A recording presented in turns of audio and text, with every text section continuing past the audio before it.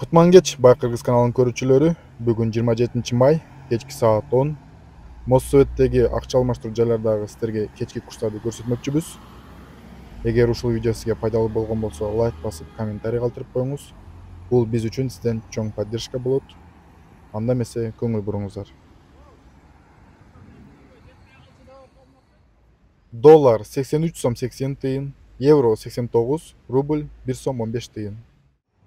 Доллар 84 сом 50 тыйын, евро 89, рубль 1 сом 17 тыйын. Доллар 84 сом 30 тыйын, евро 89 сом 50 тыйын, рубль 1 сом 17 тыйын. Доллар 84, рубль 1 сом 16 тыйын. Доллар 84, рубль 1 сом 17 тыйын. Сиздер кечки курстар менен тааныштыңыздар. Көңүл бурганыңыздар үчүн чоң рахмат. Сак саламатта туруңуздар.